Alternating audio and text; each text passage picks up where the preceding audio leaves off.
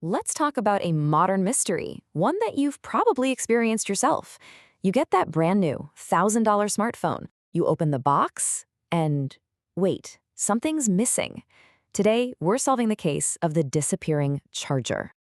Do you remember that feeling? The satisfaction of unboxing a new phone and finding everything you needed right there. The charging brick, the cable, maybe even some earbuds. It was a whole package. But now, the box is slimmer, it's lighter, and it's a whole lot emptier. So what on earth happened? Was this a noble gesture for the planet, or was something else going on? Our investigation really begins just a few years back, when getting a charger in the box was just normal. You didn't even think about it. This huge shift across the entire industry didn't happen by accident, but wow, it happened fast. And it all kicked off when one tech giant decided to make a move that changed, well, everything. I mean, look at how quickly this all went down. Before 2020, this wasn't even a conversation. Then, bam, October 2020, Apple drops the iPhone 12, and the charger is gone. At first, competitors like Samsung had a good laugh. They even mocked them online. But that didn't last long. Just a few months later, they did the exact same thing with their Galaxy S21. And by 2023, the empty box was the new normal. So what was the official reason? Why did every major brand, almost overnight, decide we didn't need chargers anymore? Well, the story they gave us was a really powerful one. And it all revolved around one very noble idea: saving the planet. So the first part of their argument is all about logistics. By making the phone boxes smaller and lighter, companies can pack a staggering 70% more phones onto a single shipping pallet. Think about what that means. Fewer planes in the sky, fewer trucks on the road, and a huge cut in fuel and emissions. It's a pretty simple change that has a massive ripple effect. And the numbers they put out there are just wild.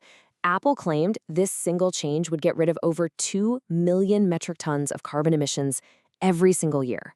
To put that into perspective for you, that's like taking 500,000 cars off the road every year. That's a tough environmental argument to beat.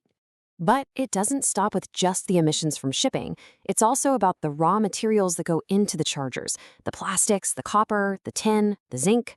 Apple reported that since 2020, they've saved 861,000 metric tons of these metals. That is a colossal amount of precious resources that didn't have to be mined. And the final piece of this big green puzzle is e-waste. Globally, we generate over 53 million metric tons of it a year. And a huge, tangled part of that problem is that mountain of old, unused chargers we all have stuffed in a drawer somewhere. The company's argument is pretty simple. Why should we add another charger to that pile if you probably don't even need it? But of course, it's not quite that simple, is it? Critics jumped on this right away, pointing out a pretty big flaw in the logic. They said, hold on, if people still need a charger, they now have to buy one separately. Doesn't that create more packaging and require more shipping for that one individual item? It's a really solid point that kind of pokes a hole in the "it's purely for the environment" story. And that leads us to the other side of the story, the one they don't talk about quite as much on stage. Beyond the green narrative, there's another incredibly powerful motive. And to understand it, all you have to do is follow the money. The math here is really simple, but it's also pretty stark. It costs a company somewhere between, say, $5 and $15 to make a charger and put it in the box. But when you go to their store to buy that same official charger, you're paying anywhere from $20 to $50. That's a massive, massive profit margin on an item that used to just be part of the deal. So for them, this is a financial double whammy. First, they save hundreds of millions of dollars by just not making the chargers in the first place. And second, they've turned a freebie into a brand new accessory they can sell for a huge profit. You have to admit, it's a pretty powerful economic incentive that's almost impossible to ignore. Okay, but this story isn't just about corporate moves and money. It's also about the technology that actually made this whole thing possible in the first place. And, how we, the people buying the phones, actually reacted to being told we now have to buy our own chargers. A huge reason this move was even feasible is the rise of a universal standard, USB-C. The days of having a dozen different weirdly shaped plugs for all your devices are mostly gone. Now your laptop, your tablet, your headphones, and your new phone probably all use the same exact port.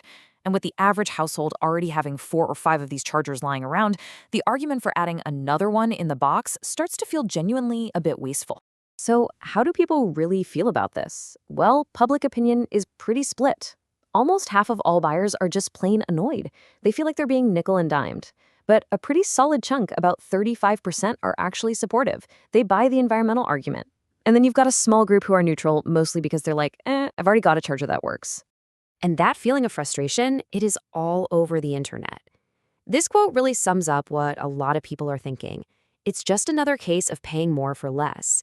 For so many, it feels like phone prices just keep going up and up, while the number of things you get in the box keeps going down. So where does that leave us?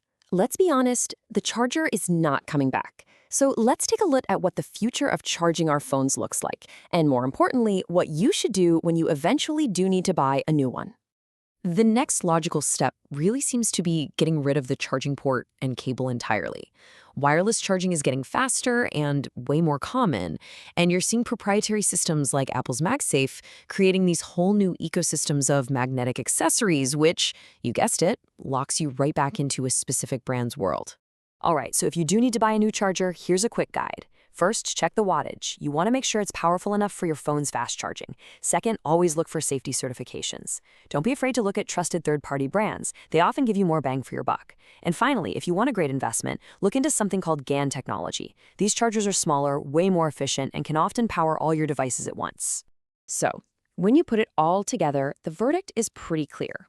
The charger disappeared for 3 perfectly intertwined reasons. It meant a massive cost reduction for manufacturers. It gave them a powerful and convenient environmental story to tell. And it created a brand new, incredibly lucrative revenue stream. The truth is, it was never just one thing. It was the perfect storm of all 3. Which leaves us with one final thought. First, we lost the headphone jack. Now we've lost the charging brick. As companies keep looking for ways to streamline packaging and invent new accessory markets, you have to ask yourself, what essential item is going to be the next to disappear from the box?